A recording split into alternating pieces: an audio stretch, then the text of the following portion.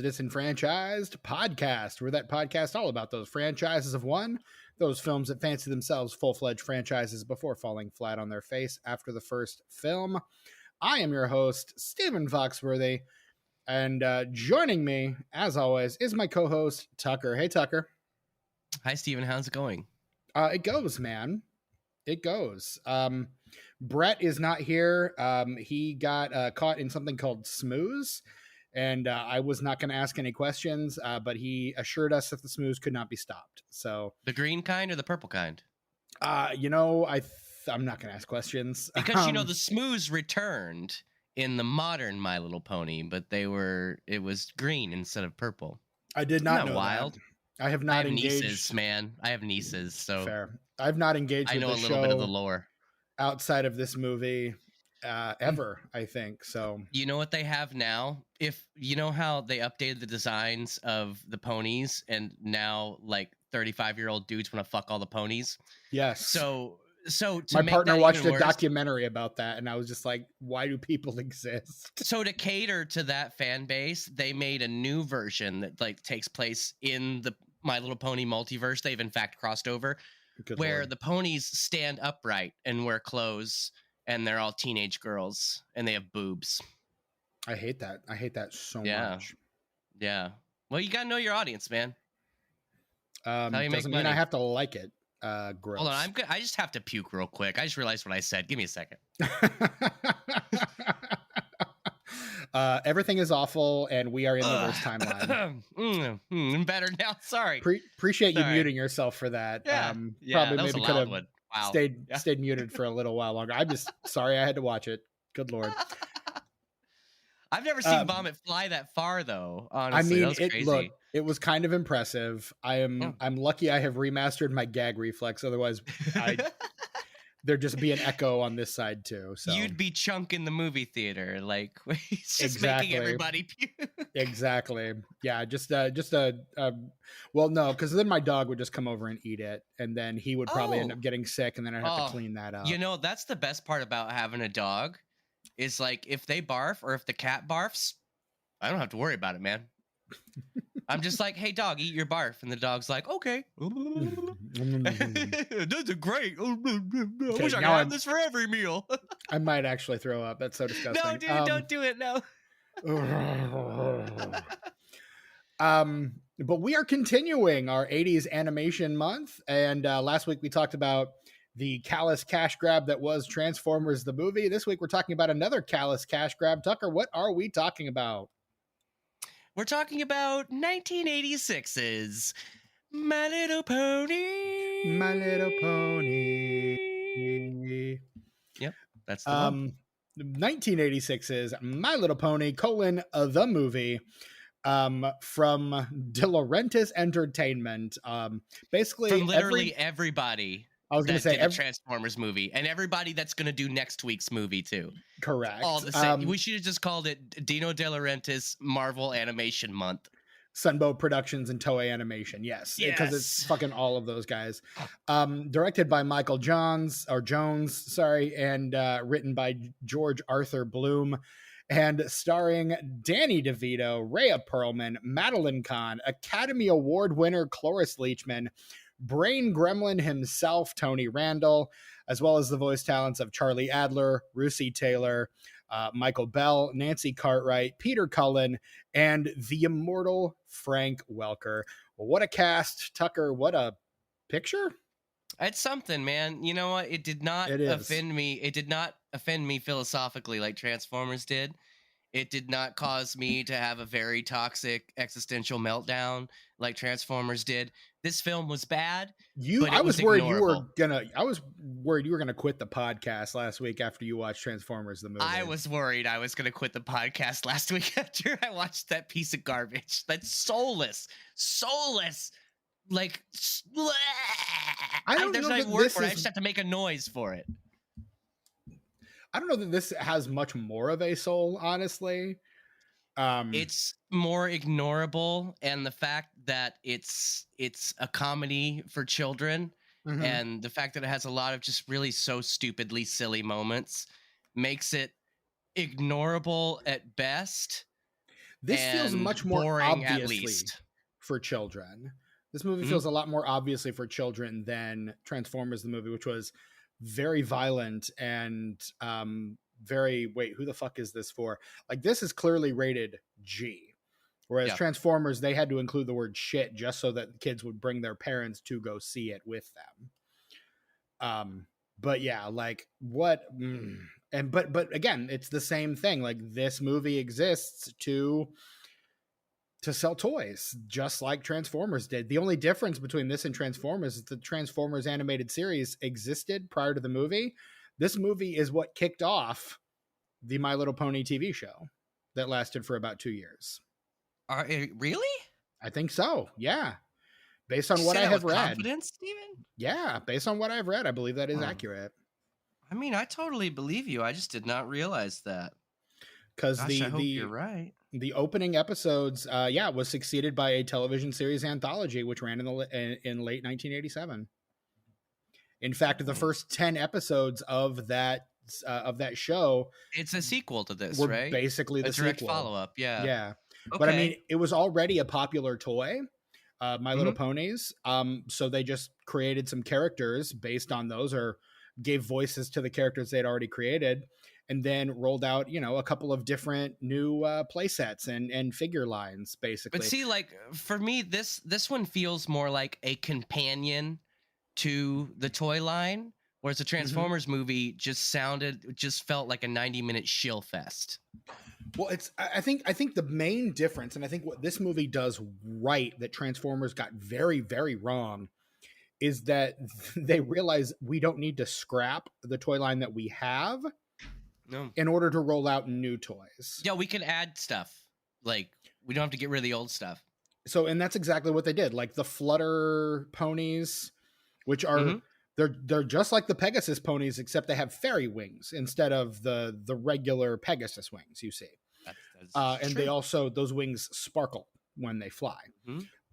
Those are created completely for this movie, as is the new house that Tony Randall's character creates for them. Oh yeah. Like, see, that's not like distractingly obvious. As soon as that rolled out, it's like, look what we're doing. As soon as that new facade appeared, I looked at my partner. I was like, "There's the new playset." Yeah. And when they get to the finally see the Flutter ponies, like, look at all the Flutter ponies. There's so many of them. And my partner goes, "You can collect them all." Like, it's just like, that felt very much like that's what this movie was. I think it was still just as obvious as Transformers. I just don't think it was as cynical as Transformers. Agreed. And I think that's where the distinction lies. I agree. Because at the end of the day, we got to sell kids these sweet, sweet toys. At the end of the day. Sure. Because Ronald Reagan deregulated marketing, and now we can market to children in ways that are legitimately disgusting. Yeah, pretty shady. Ronald Reagan, evil man. Very, very evil man. I'd say most of the issues we're having today as a country and even as a planet, a lot of those started with Ronald Reagan just like deregulating everything. Correct. Because here's the thing about privatization. It just makes more people greedy and makes the rest of us have to pay more shit. Yep. And if trickle-down economics actually worked, I bet money that we would not have had any of the recessions that we've had in the last 20 years. So yeah, what's that all about, Ronald Reagan? Oh, what's that? You're dead? Lucky you. What's that? You just fucked up the entire country that you claimed to love and then died, so you didn't have to live in it? Convenient. Basically, Ronald Reagan is Chris Pratt in the Thanos fight when he backwards jumps through the portal with his middle finger up. That's Ronald Reagan as he's dying. That's what I envision in my head. I'm totally tweeting that out. Ronald Reagan's like, "Well, Nancy, I suppose it's time for me to fuck you all," until he goes right through the portal, you know? Oh my God, that's funny. That's amazing. But yeah, so I mean, and that's why we're covering the first three movies that we're covering this month. The fourth movie we're covering at the end of the month, mercifully not based on a toy line, that was a bit of boomer nostalgia, the fourth movie that we're covering at the end of the month. So, although they definitely sold some merchandising based on that. Every generation, every generation that show comes back, right? Because there was a version of it like in the 60s too. Every 20 to 30 years, yeah, absolutely. Mm-hmm. And our guests I really dug the 80s one, so I'm actually excited about that one because I used to love that fucking show. Yeah, and the guests that we have coming on for that one have actually already covered that movie on their own podcast. Nice. And like when I told the one on that podcast that I talk to fairly regularly, my good friend on that podcast, she said, "You have to have us on for that one. Damn it!" And so I was like, "Okay, I guess I have to." You gotta do what you gotta do. So I'm looking forward to their thoughts on that episode. And if you're a patron over at patreon.com/disenfranchpod, you already know what that's going to be. And they are very excited to come on and talk about that. They made 4 of those? 4 of what? Sorry. Oh, the new ones? The modern movies. I thought they'd only made like 2 or 3. Golly, nope. They made 4 of them. They made 4. Yeah. I hope Jason Lee got paid well for those because he deserves it. I'm sure he did. And I wonder Jason what Lee. We could be talk about. Yeah, go Scientologist Jason Lee. Is he a Scientologist? Yeah. You know, he's also a skateboarder. I know. He was a skateboarder before he was an actor. He's also a really funny guy. Have you met him? Is that one of the celebrities that you've met? No. I wanna though. You know a lot of famous people. I have met a lot of famous people. I know a few famous people. And you should get all of them on this podcast at some point. That's not why you have friends, Steven, to exploit them. That's not what friendship is about.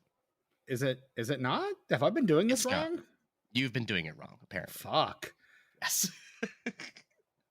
Oh no, I'm checking my notes here. I'm reading here that friendship is magic, actually. Yes. Actually, yeah. So that's the truth. Is it anything like not the unicorn? Like I don't know. I think exploitation can be pretty magical if done correctly. Oh yeah, sure. I just love talking to my friends, and I love having them on this podcast so I can talk to them about these silly movies. Like that's one of the things. Like I don't even care if they have anything to plug. Like I'm just like, come on. You don't have anything. I don't care. Just come on, talk to us about shit. It's fun. We'll have a good time. So yeah, I try to get my friends on here, but I don't think Steven likes any of my friends because he never schedules them. Because you haven't bugged you incessantly about it. Sorry, my bad for not being annoying. Like, I mean, that is your MO. Sometimes I can control myself in the strangest of contexts. you gotta pick and choose your battles, I guess. Yep, and I'm usually really bad at that. Well, at any rate, we are talking about the 1986 My Little Pony: the movie, and and Tucker is signaling to me that it is time to start the plot. We need to talk about the plot of this movie. This is probably the earliest we've gotten to the plot in a while. We usually just kind of languish in just chit chat before we get to the plot, but we're just busting right in. Not even 15 minutes into the episode, we're doing the plot. I know. Plot in 60 seconds. This is the part of the show where we discuss the plot of the movie in question. I mean, this movie is so scant. It's like, we could do the plot in 10 seconds on this one if we wanted to. If it falls to me, I will make sure that I do the plot correctly. But I will too. What are you trying to say? No, I'm just saying. You straight up defaming me on a public airspace and stuff. Straight up sue you, Steven. Did you know I could do that? Man. Oh, okay. Well, in that case, that's fine. Carry on.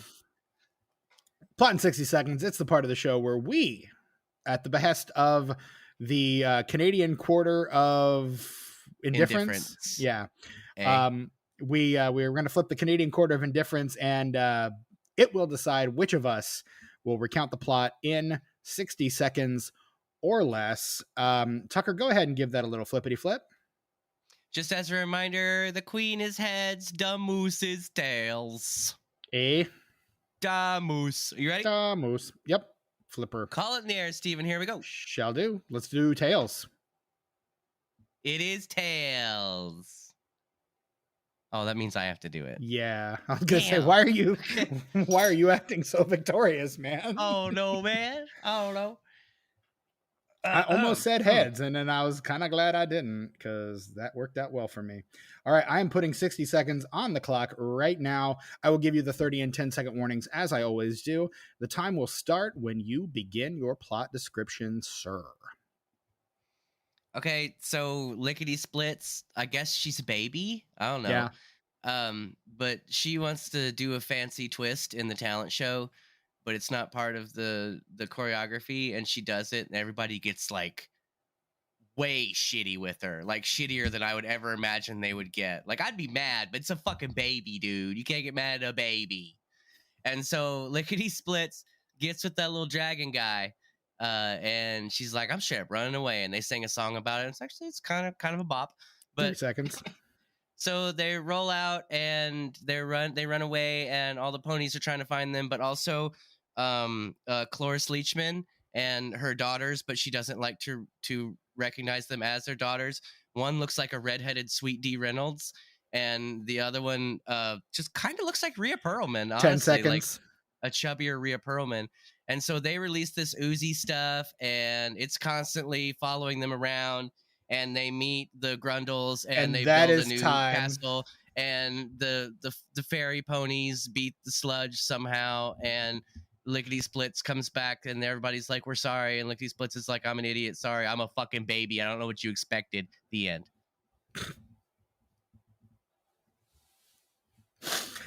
Yeah, the Lickety Split being the being like so like defamed because she like wore a rainbow costume and tried to do a twirl in the talent show routine. How dare she? Kill her. Everyone like shames her, and then she runs away, and they're like, "Oh no, maybe we were too harsh on her." You think? What happened? Like, you know, what's really disappointing is that is the only time in the movie we get to see ponies in leg warmers, because that used to be a really big thing in the show. Mm-hmm. My sister was really into the show. The ponies always wore leg warmers, and it's really rad. Yeah, that is in fact the only time we see that. God, what this movie? It's like this movie. So, Tucker, we covered it on this podcast, but did you ever see Tom and Jerry, the movie from the early 90s? No, I have never seen a Tom and Jerry movie because I've never found Tom and Jerry to be entertaining, even as a child. I thought it was really boring and stupid and repetitive. Fair enough. This movie reminds me, it follows a very similar format to what Tom and Jerry the movie would eventually come to follow. Like there are songs in it, but they feel very slight. In fact, I would say the songs in this movie barely register as songs for me. Like and maybe it's just because I'm spoiled by Disney musicals, but like I'm watching this movie and just going like, why what are we doing? Like, what is this? Like, it just feels very wispish. Half the people can't even sing. Like, I'm just like, what are we even doing here, guys? Like, what are we doing? Like, I couldn't even tell that Cloris Leachman was singing until halfway through the song, when I realized that everything she was saying rhymed. And I was like, wait, is this supposed to be a song? Well, that's kind of what I appreciated about some of them, is they were really non-songs. Right. Like, you'd have a chorus where you would sing, but sometimes in the verses they'd stop and have some dialogue, and it would rhyme, and it was bad, but it was kind of interesting, honestly. Like, I was like, this is weird and bad, but also I've never seen this before, so like, I'm kind of into it. Yeah, they're making a choice. They're definitely choosing something, good or bad. Most of the time I'm into stuff that I've never seen before in my life. Sure. Like, and that's something I've never experienced that before. So for this time, like, if I watched it again, I'd probably be like, yeah, that sucks. But for this one time when it was brand new, I was like, this is something. And it's something I've never experienced. So I'm kind of into it. That's the kind of thing that was in Tom and Jerry the movie, except in Tom and Jerry the movie, the songs actually feel like part of the framework, as opposed to just, and we're going to sing now for some reason. Like, after the human girl Meg, because there's humans in this movie for some reason. Oh God, I love her jumpsuit, by the way. I want to jump her just like that. She exists in this movie to like almost fall off of things so that the main Pegasus pony can save her. Like, that is the reason she exists in this. She falls down twice and has to get rescued by Wind Whistler. Was that her name? Or well, at least they don't put her in a mech like they put the kids in the Transformers movie. Like, right. I mean, I don't think girl, get in this mech pony. Like, okay, so something I read, and I don't know how true this is, but I read that because Hasbro owns the rights to Transformers, My Little Pony, and G.I. Joe, that they had written a scene into this movie. You read this too? Where the G.I. Joe guy just is like, I gotta stop smoking this shit. So they're supposed, one of them was supposed to ask Optimus Prime and Shipwreck from Optimus Prime from Transformers and Shipwreck from G.I. Joe for help. And Shipwreck is quote unquote outside a bar drinking a quote amber liquid. And after he just kind of like takes off his hat and holds onto his chest. And so the pony flies away. And then he like looks at the bottle and like throws it over his shoulder. Like that great gag that like shows up where the drunk sees something incredible and just like chucks the bottle. Like, I gotta quit drinking. That was a joke that was apparently written for this movie. Hasbro executives loved it, but ultimately decided it was completely out of place. And they are correct. According to creative consultant Buds Dixon. First of all, we all just take a second and appreciate the name? That's a great name. That's a Buzz great name. Dixon. He says, then Shipwreck would smash the bottle, take his cap off his head, put his left hand over his heart, and raise his right hand in an oath to quit drinking. I want to see it so bad. I wish they would have animated it, put in some deleted scenes. I kind of wish that had happened as well. That sounds fucking incredible. It didn't actually end up happening, which is a fucking travesty. That's too bad. Way too bad. I kind of love the idea, and we wouldn't see anything like that until Cartoon All-Stars to the Rescue in the mid 90s. And even then, the only way to get all those characters together was to stop George C. Scott from convincing a kid to do drugs. So, go figure. God, George C. Scott kind of went off the rails there toward the end of his career. In those days, there wasn't a lot to do for older actors. You either did horror or you did animation. Like, I mean, and look, George C. Scott did both. He was in Exorcist 3. Mm-hmm. And then he did a lot of remakes. Like, he was in the remake of Inherit the Wind. He was in the William Friedkin directed remake of 12 Angry Men. Yes, he was. Like, which I fucking need to own. Like, that needs to come out on 4K. Like, that's good. It's really good. Yeah. It's so good. And look, I'm a William Friedkin apologist, even though not all of his movies are good. But I'm with you. I love Billy F. Man, when he hits, and that's what's important. His good movies are better than most people's good movies, and his bad movies are. And look, he'll be the first one to admit that was a piece of shit. I'll tell you, his bad movies are at least interesting. They are. Like, I feel like I don't know if we could cover it, but I kind of want to cover The Guardian on this podcast. Well, I haven't seen that one. It's bad. It's aggressively bad. Ooh, I can't wait. Dude, you know what? That would be a good one for your Patreon show. Patreon.com/JaSonFrenchPod. Well, then I'll have to watch it and determine if it needs to be up there. Because it's definitely one of those movies that like most people don't remember. Another movie that's aggressively bad, but he directed, it's the Michael Biehn film classic. Rampage. Oh, yeah. Not the one about the video game, the other one. Yeah, which does not exist on any physical media like outside of VHS. I had to do some work. I have a VCR to track that one down when I was doing my William Friedkin watch through a few years ago. So wild. But yeah, Billy Friedkin, man, what a filmmaker. George C. Scott was doing all sorts of shit back then, man. Like, I loves me some George C. Scott. Patton, hell yes. Sign me up. Hardcore, God, that's my daughter. Yes, but no, right before he did The Exorcist 3, he was the voice of Smoke in Cartoon All-Stars to the Rescue, which features such diverse talents as Daffy Duck, Slimer, Alf, Alvin and the Chipmunks, the Muppet Babies, the DuckTales, Winnie the Pooh, and the Smurfs, to name just a few. Yo, how much of a bop is that Muppet Babies theme song?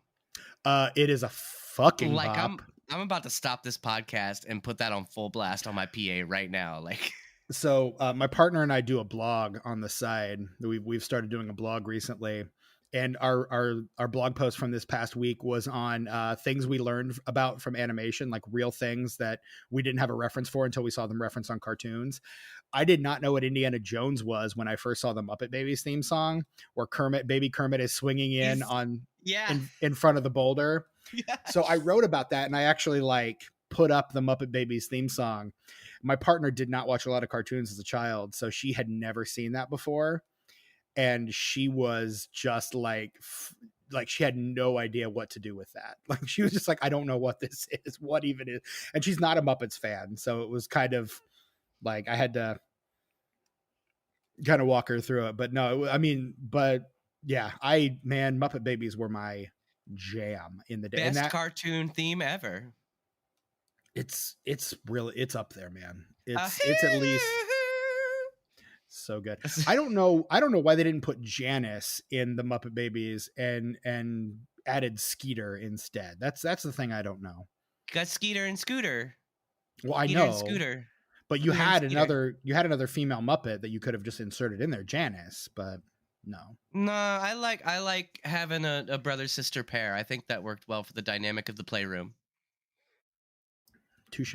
I mean, and plus then you've got Animal there. You already had a member of the band there. Animal was there. Fair. And then you have what is the Phil and Lil from the Rugrats are basically Scooter and Skeeter. Yeah, just absolutely. All over again. Yeah. Yeah, so. Rugrats, a lot of people will tell you you're an idiot for saying this, but I think Rugrats owes a lot to Muppet Babies. A whole lot absolutely. Of a lot.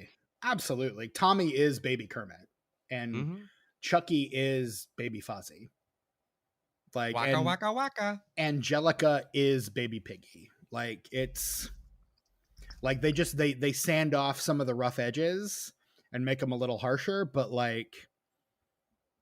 or I guess they create some rougher edges. But yeah, whereas Muppet Baby was very sanitized for children, Rugrats was a little sharper because it was made for kids and tweens. So.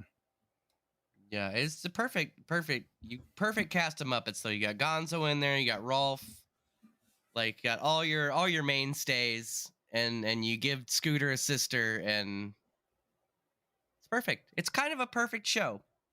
I'll bet that one holds up. I just bet. I hope that one holds up. I really hope it does. If you've watched the original Muppet Babies, not the remake, but the original Muppet Babies recently, let us know if it holds up. disenfranchedpod@gmail.com. But that is not, my friends, why we've come to talk to you today. We're here to talk to you about My Little Pony: the movie from 1986. We were talking about something related to that. And George C. Scott, Cartoon All-Stars to the rescue. Yeah, that's how we got to Muppet Babies. Optimus Prime and Shipwreck. We just reverse engineered that entire conversation. Yeah, that's how we do. But instead, you just get all the various ponies. Like you get the OG ponies, you get the Pegasus ponies, the unicorn ponies, which are apparently magic, but only insofar as the plot allows them to be magic. That was something that I didn't quite understand. Is the magic kind of functions as a Deus Ex Machina in 2 scenes and then never gets brought up again for the rest of the movie, before or after. I'm just did we try to use the unicorn magic against the Smoos?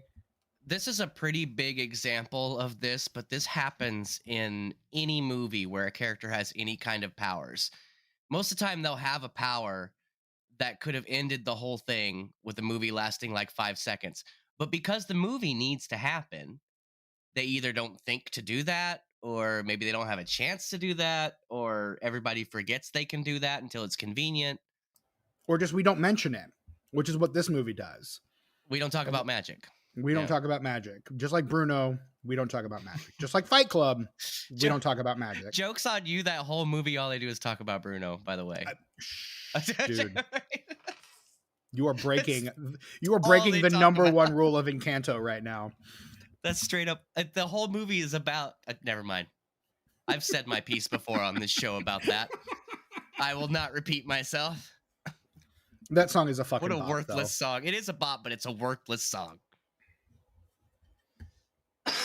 Anyway, My Little Pony. My Little Pony. Yeah. MLP. MLP. Yeah, you know me. That's yes. So I'm down with MLP. Hell yeah. Um, what the fuck? The old non-fuckable ones. Like those are the ones I'm down with. Yeah, my partner watched a documentary on like some of the weirder of the bronies that are all into fucking the ponies and that like believe themselves to be married or in some kind of sexual relationship with the ponies. Yeah, those pillows aren't supposed to have holes there, Stephen. No, thank you. She was telling me about this documentary and it was like, thank you. I don't want to. I love watching documentaries about terrible people. Gonna skip this one. Thanks. Yeah. No, thank you. Yeah. No, thank you. If you want to know what documentaries about terrible people I like to watch, check out the What Are We Watching show on our Patreon, patreon.com/disenfrenchpod. Tucker nodding emphatically. Let's talk about this cast, Steven. Dude, this cast is kind of insane. You've got husband and wife pair, Danny DeVito and Rhea Perlman. Which you love to see them together. I always do. Whenever they're in something together, I'm down. And he's first of all, he's an incredible director. Danny DeVito. Can I just talk about how underrated a director Danny DeVito is for a second? Yes, please, because I agree with you. Like I don't think I've not seen his last film, The Duplex, but I don't think, and I've not seen Gotti, but I have, of the films, like I think the 4 films of his that I've watched, I've liked them all. And I love, absolutely adore, unabashedly, unashamedly adore Death to Smoochie. Death to Smoochie? Yeah, Death to Smoochie that's his best. So good. I agree. Death to Smoochie is good. Hoffa is good. Matilda is good. Amazing Stories Hoffa. Is good. I said Gotti. Hoffa is what I meant. Yeah. Yeah. But I've never seen Duplex. Matilda's great.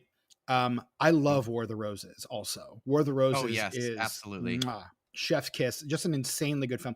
Throw Mama from the Train, a really great updated remake of Strangers on a Train. It's something and it's fun. I don't know if I'd say it's good, but it's something and it's fun. I like it. Yeah, I like it too. At least it doesn't have Sylvester Stallone in it.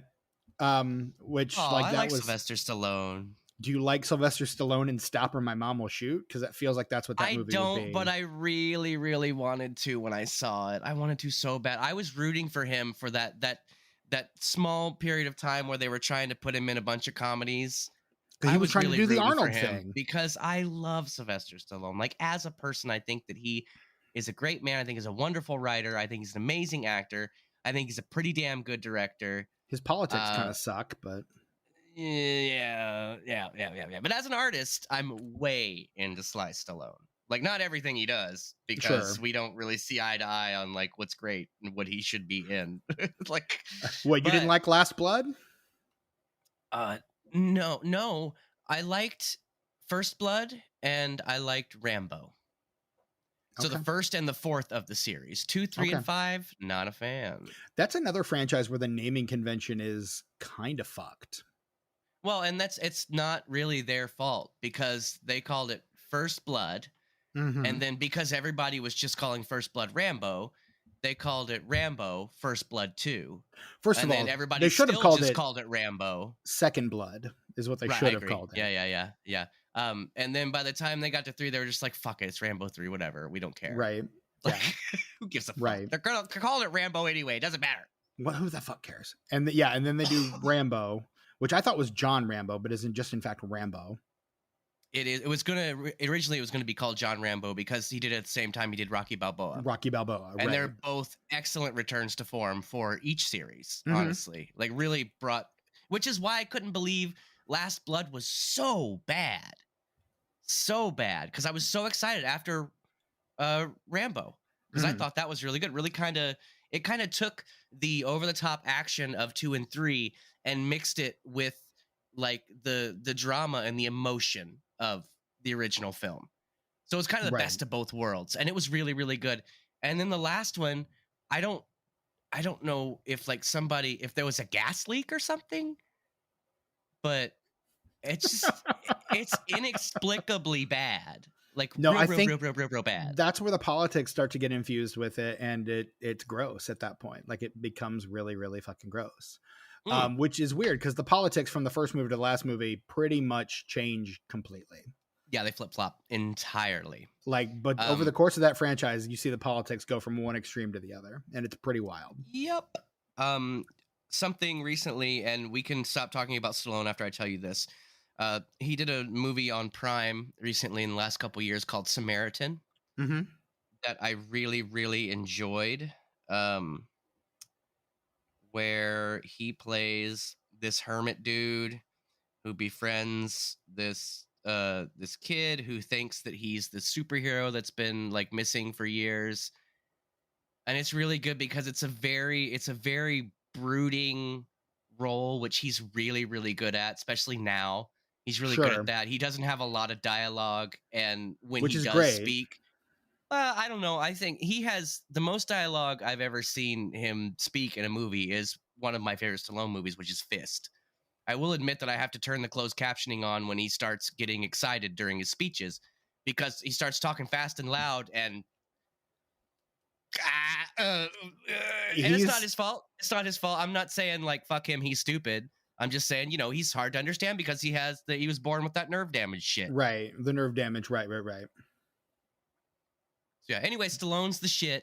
He's also been punched a lot. That's true. You remember that movie where you get Rocky and Raging Bull squaring off against each other, grudge match? Remember that one? I own that, but I have not watched it. Neither have I. But just what a weird premise for a movie. I've heard it's real fucking good though. That's what I've heard too. Mm-hmm. I don't know if he was trying to make that into a franchise, we could cover it. You'll have to watch it and let us know. I will. It's on my Vudu if you also want to check it out. I might. Who knows? I'm not doing anything after this recording. I could maybe be persuaded. Or I might watch the Tonys. I don't know. Get off my back about it. Or I might watch more Venture Brothers. Man, I'm just gonna do what I do. Shit, you might. Mm-hmm. Did I feel like I put something new on my Vudu? It's the Cornetto trilogy had a code with it. So I did have World's End before, but now I have all of them in 4K. Nice. Like I think World's End was just HD, like 1080p. I was gonna say, yeah, I've got World's End on Blu-ray, and then I've got Hot Fuzz and Shaun of the Dead on DVD. So I have both those on DVD too. I have all of these movies. But yes. The 3-pack of 4K, you can't beat that, dude. It's like $25. That's amazing. Yeah. And you get a 4K and a Blu-ray for each. So like if I want to give the Blu-rays to my friend who doesn't have 4K capabilities, I just be like, here you go. Here's 3 brand new movies on Blu-ray. Like enjoy that. Like 3 absolutely. Stone Cold classics for free.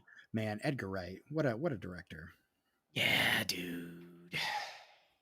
My Little Pony. My Little Pony. But no, Danny DeVito, fucking great director, but also really solid actor. The first time he ever did a voiceover on film. And of course, he would go on to do Swackhammer in the criminally overrated Space Jam.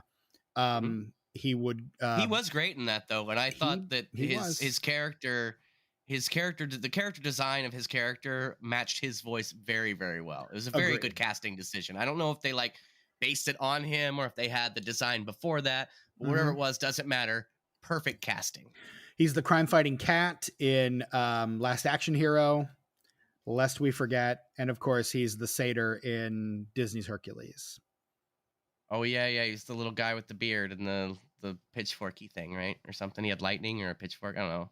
I saw Hercules once when it came out, and I'm way into James Spader, but other than that, not James Spader. James Woods? Yes, thank you. Another person whose politics fucking suck out loud. Oh, and I hate it so much because, he's such a good actor. Good. He's such a good actor. Man, I've never seen anybody act that good. Fucking Videodrome, man. Holy shit, that dude is on fire. He's good. Every movie I've seen him in. He's James so Woods, good. Turn your shit around, James Wood. We want to love you. Fix your heart or badly. Die, James Woods. Yeah, you might as well because, come on, man. Come on, old rich white dude. Pull the stick out of your butt. Let's do this. Come on. You can tell we do not want to talk about this movie. I don't know. I thought it was fun. Like I said, it was ignorable at best. I mean, and that's just it. I think it overcorrects from Transformers and that it is so inoffensive that it like leaves your mind as soon as you watch it. Yeah. You know, one thing I did appreciate about it, not only that they did based Madeline Kahn's character on Sweet D Reynolds like 15 years before that show even came out. My partner's a huge Always Sunny fan. I'm gonna have to let her know you said that because that's really fucking funny. Like, you see, as soon as I saw that character, I was like, "What's this fucking bird doing here?"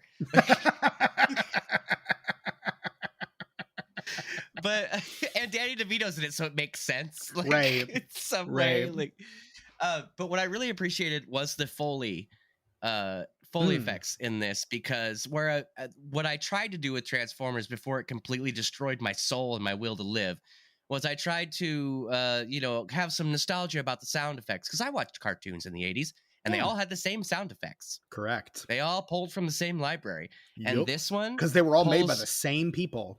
Yes, this one pulls from the Silly Show library of the when they run and when they bounce down the stairs, and it's like doink, doink, doink, doink. Like, I'm way into all of that. All of the sound effects in this movie, all the Foley shit in this are nostalgic gold for your boy. Love it. Love all of it.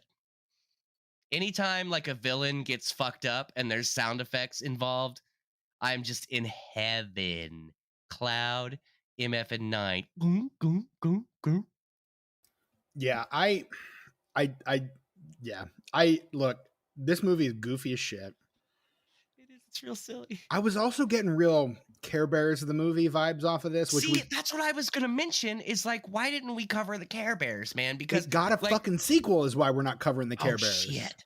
See, the Care Bears are like the Prometheus of a lot of different shows of that time, because like Care Bears, I think you wouldn't have My Little Pony without Care Bears. I'm not sure which one came out first, but in my canon, my head canon, you wouldn't have My Little Pony. You wouldn't have motherfucking Shirt Tails. Represent Shirt Tails, okay? I remember Shirt Tails, dude. You would not have Shirt Tails without Care Bears. There's so many, like, Care Bears like invented we have one thing, we're just gonna make them all a different color and have a little different design on them somewhere, right? Which was a whole ass thing in the 80s. It was like every cartoon was that, because it's just like video games. A palette swap is easy when you only have to design one character and you just make it a whole bunch of different colors, have a little different design on each one. The Korean animation studio is not going to complain. Right. So My Little Pony precedes Care Bears by 2 years. My Little Pony, the toys show up in 81. Care Bears comes out by American Greetings in 83. Oh, I didn't know they were from American Greetings. That's crazy. Yeah, the Care Bears were created for greeting cards. But no, that's kind of rad. The same year that this movie and the Transformers movie came out, we were getting a sequel to the Care Bears movie, Care Bears Movie 2, A New Generation. The original one came out in 85. So that's why we're not doing the Care Bears movie, because that one legit got a sequel. I think that's the only one of these kind of movies that actually did well, because we actually had to cut Rainbow Bright and the Star Stealer because Ray Stevenson passed away. We wanted to honor him at the beginning of the month. But that's another one that we absolutely could have covered that fits this mold. But I think the only one of these that legitimately did well was the Care Bears movie. Can I tell you why the Care Bears movie did well? Please. Because it was a good movie. I remember the Care Bears movie. I remember it was good when I was a child. My parents did not mind it. My sister loved it. I've watched it within the last 5 years, and it's still entertaining. At the very least. Like, as an adult, I don't mind it. I don't mind it at all. And it's not in the way that I don't mind this movie. This movie sucks and it's stupid, but I don't mind it because it's whatever. It's just stupid little trifle of a film, and there's silly stuff, and it's fun. I get it's for kids. But Care Bears, like, I don't mind it because it's geared towards kids, but it's really good. Like, they don't fuck around in that movie at all. No, like, it's not like we're this is for kids, so we can just like do whatever because they're too dumb to realize what they're watching anyway.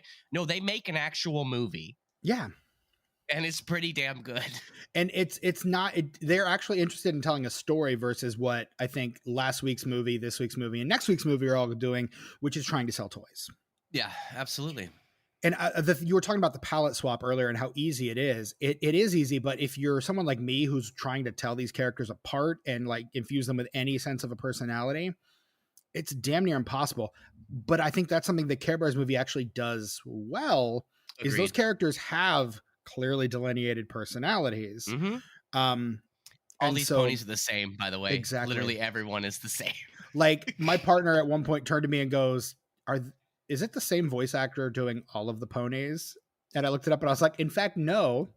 Like you would think so. It's only Nancy Cartwright sticks out to me because every once in a while he'll hear a little bit of Bart Simpson in there, and I'm like, 100%. I did the same thing. In fact, we're watching Jets, man. Don't have a cow, right? I'm sitting there watching. I was like, right there, because you know this, but I don't know if our listening. My partner's a big fan of The Simpsons, so I was like, that right there, that's Nancy Cartwright. And she's like, really? I was like, yeah, that is Nancy. 100%. Yeah, dude, how do you not hear that? Like, world's biggest Simpsons fan. Open your ears, girl. Come on. Now, hey, be nice. Me? Yeah. I'm supposed to be nice? Okay. Yes, you be nice. Open your ears, girl. Is that better? Sweetheart, open your ears. No, don't be patronizing. Is there a middle ground? I don't think so. I tease. Everyone's great, and I love everyone. But no, like, and also from The Simpsons, Russie Taylor, the late great Russie Taylor, is like voices a few of these as well. Like I was impressed. Like Peter Cullen does a couple of voices for the Optimus Prime himself. He does. Megatron and Soundwave himself. Frank Welker, aka Freddie Jones from Scooby-Doo, like the man who voiced your childhood, Frank Welker, does a couple of voices in this movie as well. There are these little fuzzy creatures called, let me get this right. The Grundles. They're Grundles. No, those aren't, the Grundles aren't fuzzy. The Grundles are slimy. Oh, I know what you're talking about. What are those guys called? I forgot about those guys. They are Bushwoolies. Bushwoolies. Which, what a fucking name. But yeah, Bushwoolies. And so there are all these creatures called Bushwoolies that are just like around. What did you think of Tony Randall as the Mr. Moochick? The little wizard guy. I thought it was fine. It didn't stick out to me as good or bad. It was just fine.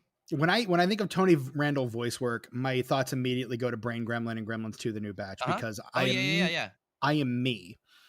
Most people think Tony Randall, they think Felix Unger from The Odd Couple, right? The Odd Couple is where I go.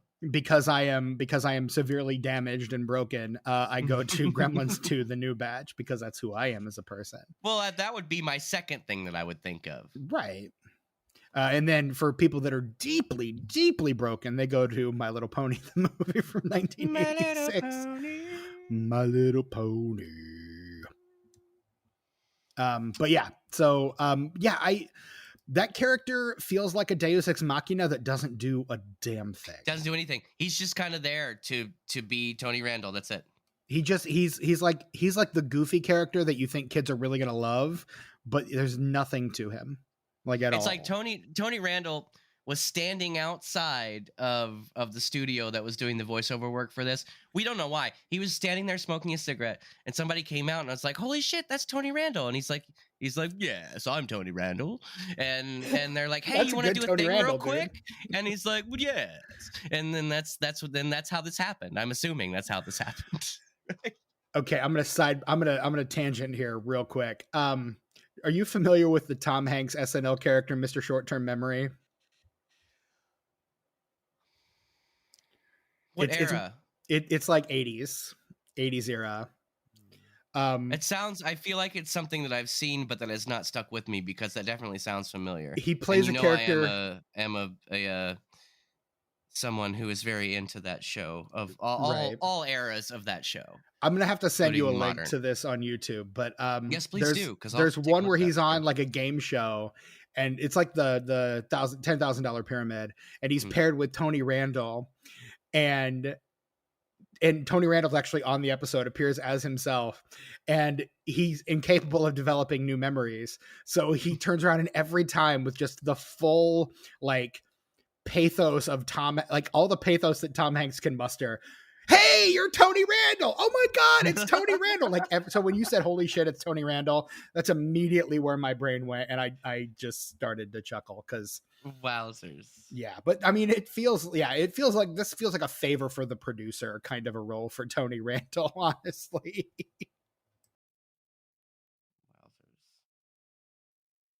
Wowzers. You're saying he was like Leonard. Yeah. Leonard from Memento. Yeah. Good. Yeah, the Mr. Short-Term Memory, yeah. I don't know if I've explained this to you. Have I explained this to you before? I can't make new memories. Sammy Jenkins. Yeah. We know. Yes, let's move on. Jenkins. Remember Sammy Jenkins. Yes. Remember Sammy Jenkins. Yeah, but that's the thing. Like, we don't no trust point, Teddy. Like, Mr. Short-Term Memory is the comedic version of Memento. Like, if Memento was not like a noir vengeance story and was just played for the comedy of the situation, that's what that is. That is probably the best sophomore film of any director ever. It's really just the way it's put together. I used to have a DVD where if you put in a secret code, you could watch the movie in chronological order. Mm-hmm. And it's not good in chronological order. No, I was going to say, I don't know why you'd want to do that. I owned that one. It's good all backwards. The best. I'm sorry, go ahead. No, I was going to say I owned that one, but I loaned it to somebody and I never got it back, so I will never see it again. The best, and unlike the other movie I loaned to that person, I didn't rebuy it. The best transition in that movie is, okay, chasing this guy. Oh, he's chasing me. That's my favorite. When he does it, he's running and he's like, oh, I got to get this guy. Wait, oh shit, no, he's chasing me. I got to get away. Like the scenes where he does, like, those are always a lot of fun. Okay, so what that movie is constantly pulling the rug out from under you, like and it works. You're just chasing the rug the entire movie. You're chasing the rug. It's being pulled out from under you. It works perfect every fucking time. Film. I agree. Film. Not even my favorite Nolan, but a perfect. No, but yeah, a perfect film for sure. Yeah. What's your favorite Nolan? Just out of curiosity. Oh gosh, it would probably be a tie between that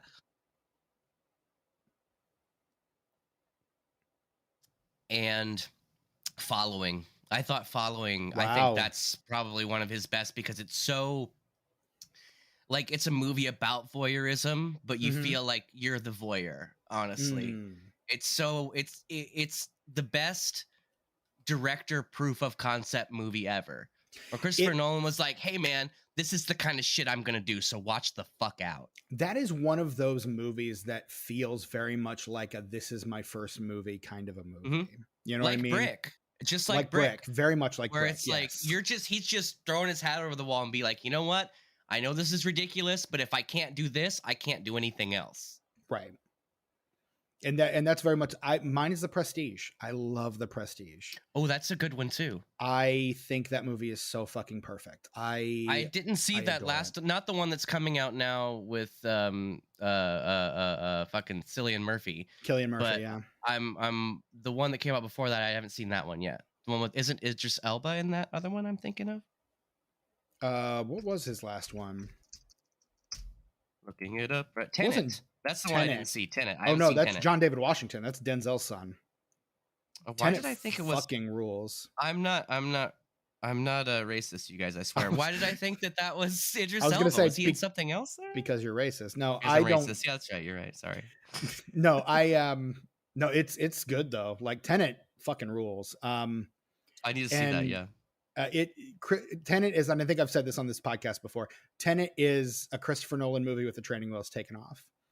Like it's one of those where, like, you know, Inception, like he's spoon feeding you concepts the whole time. That's why Joseph Gordon-Levitt is in that movie, because he needs someone to spoon feed you the concepts surrogate, the whole time. Yeah, for sure.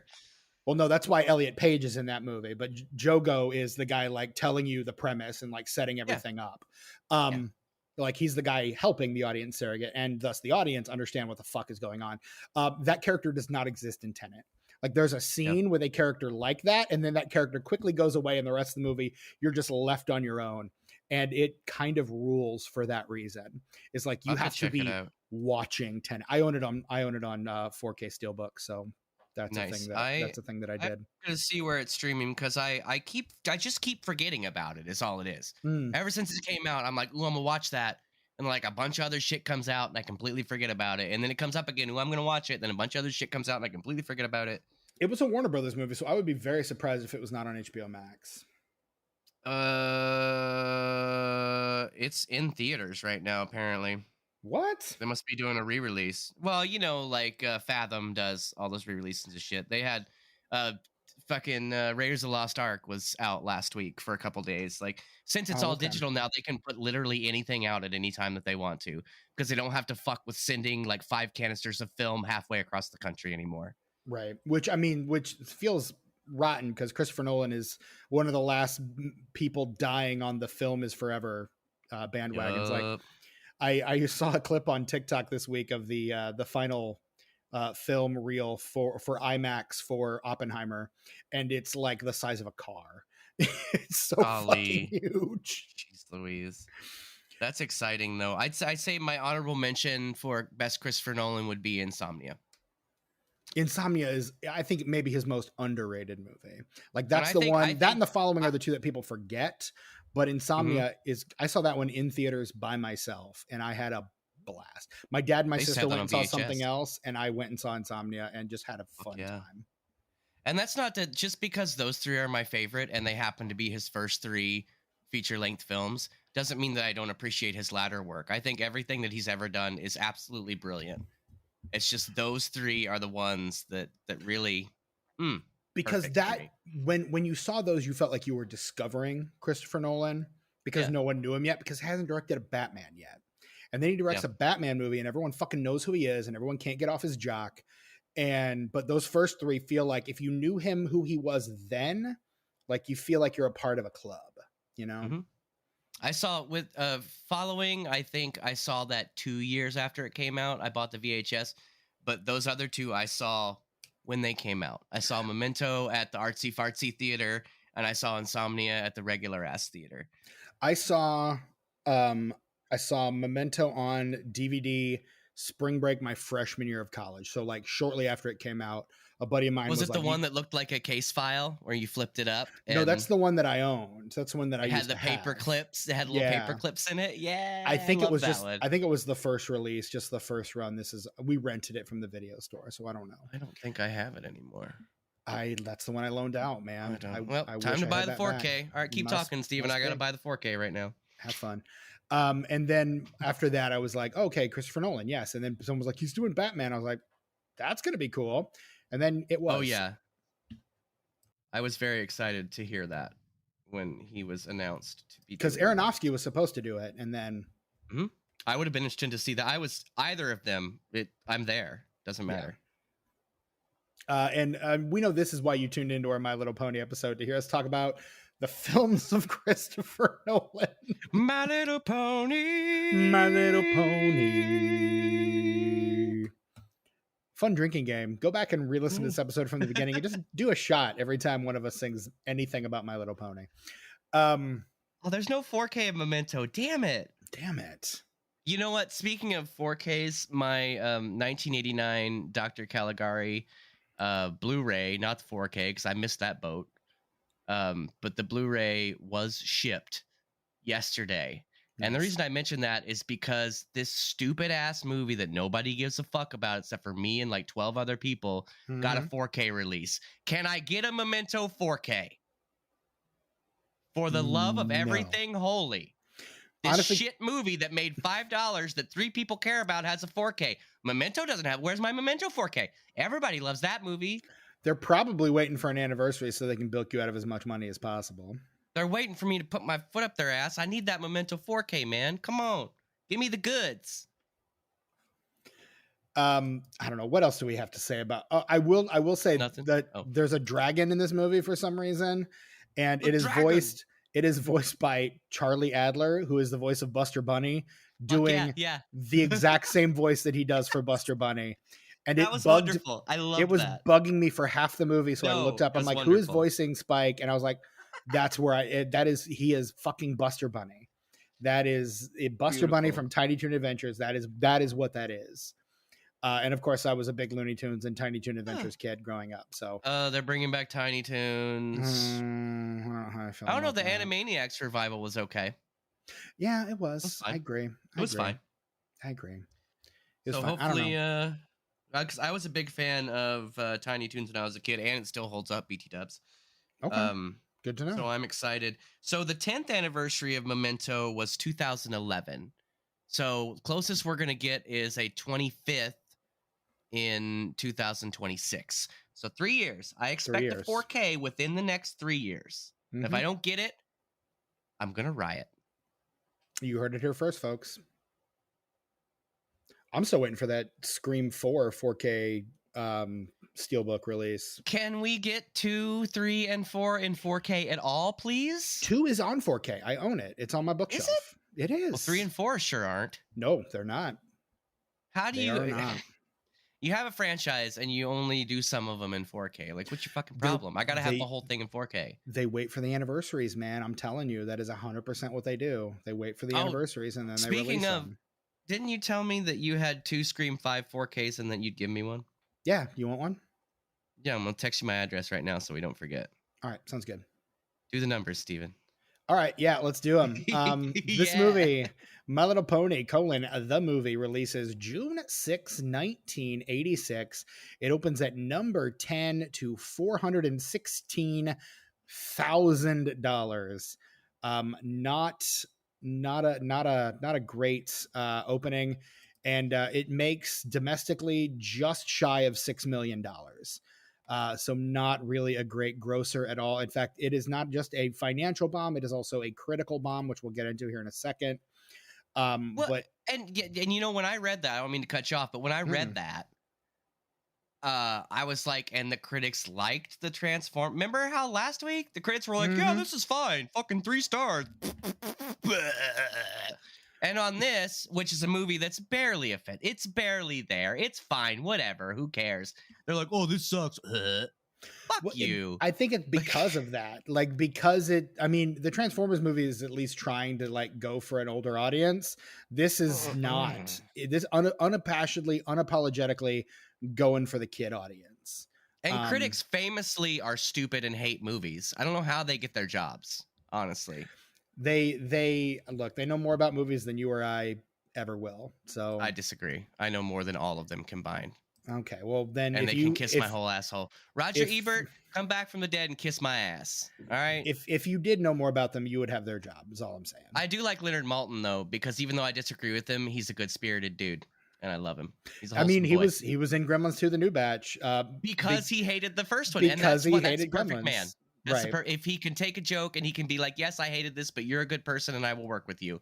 Yeah. Like, yeah, fucking A, go Leonard Maltin. What, you mean the Gremlins will actually like tie me up and attack me for hating the first movie? Sure, why not? Yes. I used to rent his yearly books from the library. Oh God, yeah. And they would come out every we had so many of them when I worked at Barnes and Noble because they did not sell. That number and Video one. Hound. Video number Hound one this week, up from number 2 the week before. If in 4 weeks it has grossed $43 million on its way to a much larger payday. It is in its 4th weekend makes more money than My Little Pony makes in its entire run. It's the Tony Scott film Top Gun. Yay! Everybody loves that movie. I don't care. Top Gun, it's good. In second place, Raw Deal. What if there was a Raw Deal? What the fuck is that? What if the deal was raw? What if you rubbed a deal raw? Like it's an Arnold movie. Sounds like you got a raw deal on that one. Yeah. No. In third place, your boy, it's your boy Sly. It's Cobra in its 3rd weekend. That one sucks, but like it's fun because of how bad it is. I've heard a lot of people like that one. I've not seen it, but I can't. They really like say. It because it sucks. They just don't realize that. That was the movie for which the song "The Touch" from Transformers the movie was actually written. Was for Sylvester Stallone's Cobra. Epic poster, BT Dubs. Love the Cobra poster. Oh, the Cobra poster that is the peak and the epitome of 80s action movie posters right there. Correct. Absolutely. All he needs is a cigarette hanging out of his mouth, and it'd be perfect. In 4th place, Poltergeist 2: The Other Side. In 5th place, Short Circuit. Yeah, input. No disassemble. In sixth place, new this week, you've got movies. Space Camp. In seventh place, Invaders from Mars. Eighth place, Sweet Liberty. In ninth place, JoJo Dancer, Your Life is Calling. And in 10th place, the movie we talked about this week, well, kind of, My Little Pony, the movie. My Little Pony. My Little Pony. I feel like my voice I just keep forcing it to get deeper. But yeah, I'm into it. Earns $5.958 million at the box office. So right around $6 million, just shy of $6 million at the box office. There is no tomatometer score for this movie. There are only 3 critics reviews that exist on Rotten Tomatoes for this movie. And they're bad. None of them like it. 1 out of 5, 1.5 out of 5 from the LA Times and New York Times critics, respectively. The audience score, however, is 72%. So the audience loves this movie. I wonder if they've re-seen it recently or if that's just nostalgia talking. But from the reviews that I've seen on, because I did look through some of the reviews on IMDb and on Letterboxd, and it seems like it's just fine. Like, it doesn't hold up as well as it should. It's not as good as it was when someone was a child, but the fact that they're still into it and they're nostalgic for it, it doesn't suck. Right. Which, I mean, like what you like. That's fine. Doesn't mean I have to like it, but I'm glad you enjoy it. The Metascore on this one is a 39 based on generally unfavorable reviews from 13 critics. And the Letterboxd score is a 2.9. Tucker, out of 5 stars, how are you rating My Little Pony, the movie? I'm going to give this 2 stars. I'm going to give it 1 because I did not like it at all. I can dig that. I could barely understand what half the characters were saying. I mean, I had the same problems with Transformers, except Transformers had Orson Welles in it. Like, really, I would say this is as bad as Transformers. It's just, it doesn't have Orson Welles. For me, it gets 1 star for being a kid's movie that I can ignore. Sure. And it gets another star for having villains that are just bad because that's who they are. They don't have like a motivation. They don't have like an origin where somebody fucked them real bad or something. No, I mean, they're just evil people, but like they're good evil because people. they are. Because like that's who they are. Because they're short, fat, tall, skinny. Basically, generally they're ugly. Yeah. But then evil. To counteract the whole evil is ugly, we've got the Grundles who are ugly but good. So it's true. To kind of counterbalance those scales. But I appreciate a black and white good versus evil in a kid's movie like this.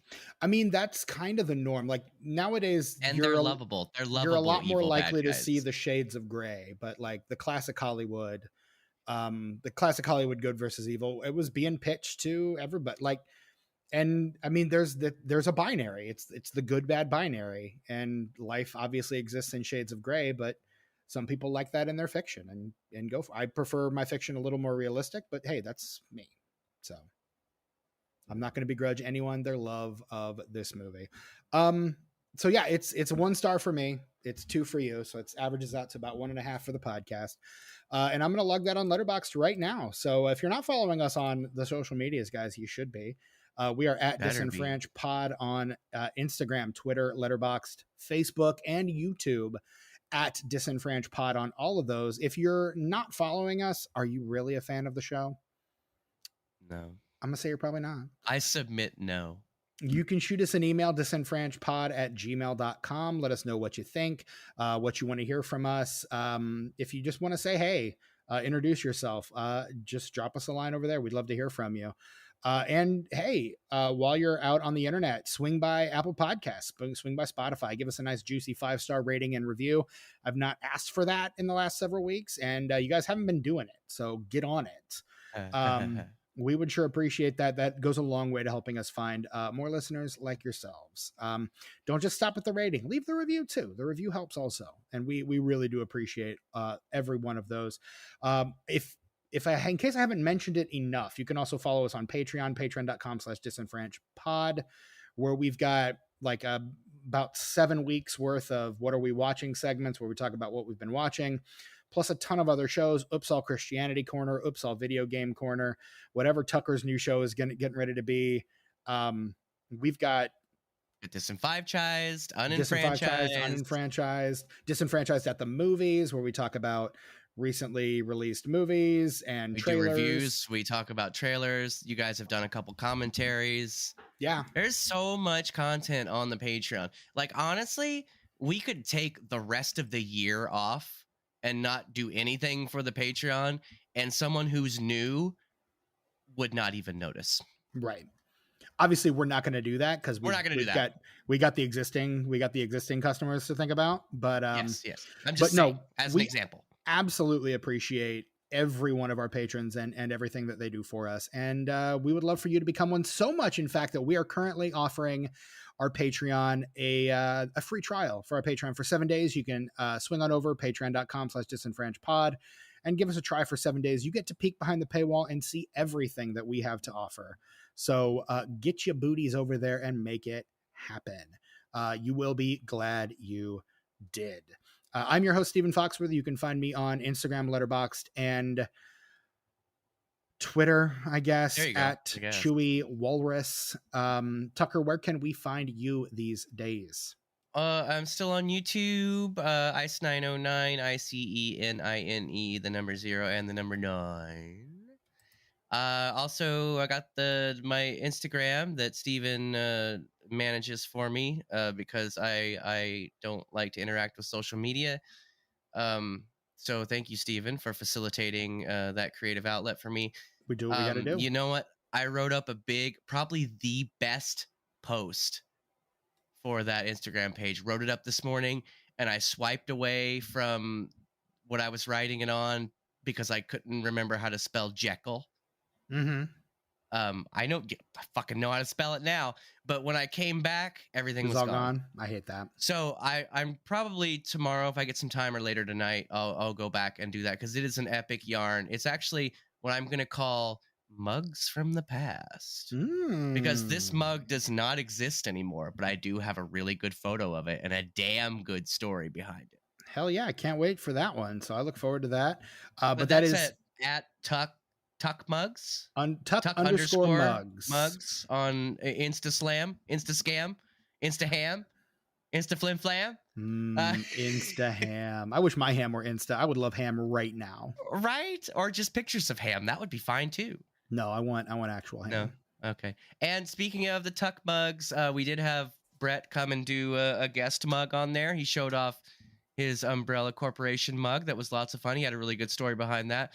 Steven, I think, has one, or he had one, should I say. I look, I drink a lot of coffee. I've got plenty of mugs. I will find one. And you know what? That extends out to anybody that's part of our listening audience too. If you go and follow Tuck_mugs on the Instagram, you can email us disenfranchpod@gmail.com with the photos of your mug and a fun little story about the mug and whatever the hell is in the mug. I mean, if you've been on the page, you know the format. Follow the format. Send it to us. We will assume that means you give us permission to put it on the site, and we'll throw it up there, man. It'll be a good time. We'll credit you if you're on Instagram. We'll tag you. Whatever, leave your Instagram handle as well, please and thank you. Because I've got a lot of mugs, but I mean, a lot of mugs is going to end at some point anyway. So I need some guest mugs, man, to fill in those gaps. Fill the void. You know what I mean? Yeah. You know what I mean? Yeah.